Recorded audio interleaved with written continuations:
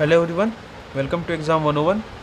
तो बहुत सारे लोगों को इस चीज़ में कन्फ्यूज़न होती है कि भाई ट्रेनिंग कैसे होगी, कब पता चलेगा। तो जो आपको सेकंड ईमेल आती है डॉक्यूमेंट वेरिफिकेशन के लिए, उसमें सबसे लास्ट में सेकंड लास्ट पॉइंट पे लिखा होगी कि आपकी ट्रेनिंग कब से कब तक होगी। डॉक्यूमेंट वेरिफिकेशन के बाद की डेट दी जाती है। जनरली हमारे केस में 4 दिन की ट्रेनिंग थी। तो एक तो ये ध्यान रखना है कि जो आपकी डेट ऑफ ज्वाइनिंग होगी वो ट्रेनिंग का जो फर्स्ट डे होगा वही मानी जाएगी। ठीक है। दूसरी बात कि भाई ट्रेनिंग के टाइम पे हम रुकेंगे कहाँ। तो हम जब गए थे तो 60 बच्चों को बुलाया था, बैंक ने अकोमोडेशन प्रोवाइड कर दी थी। लेकिन जाने से पहले हमने बैंक पे फ़ोन करके पूछा था, तो उन्होंने कहा था आप ये सोच के आना कि आपको अपने पैसों से ही रहना है, बैंक बाद में रीइम्बर्स कर देगा।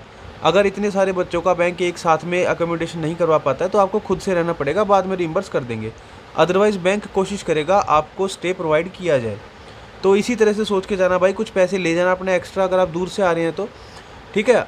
इन केस आपको स्टे करना भी पड़ जाए अपने पैसों से तो बाद में आप उसको रीइम्बर्स करा पाओ। ठीक है। तो 2 चीज़ें ध्यान रखनी है, एक तो ट्रेनिंग का जिसकी कन्फ्यूज़न हो रही थी कब से होगी कैसे होगी, डेट का नहीं पता। दूसरा स्टे का। ठीक है।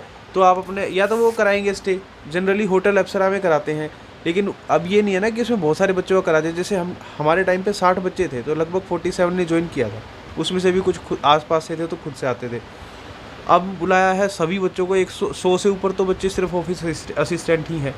तो आपको इस तरह से सोच के चलना है कि इन केस बैंक ने स्टे नहीं प्रोवाइड कराया तो हम खुद से कर लें, बाद में रीइम्बर्स करा लेना, ऐसा उन्होंने कहा था। फिर भी अपनी क्लैरिफिकेशन के लिए एक 115 वाला नंबर है बैंक का, सर हरियाणा ग्रामीण बैंक का, वहाँ से पता कर सकते हैं। नंबर सारे सेम है, लास्ट में उसमें 115 है। ठीक है। तो ये इन्फॉर्मेशन देनी थी, थैंक यू।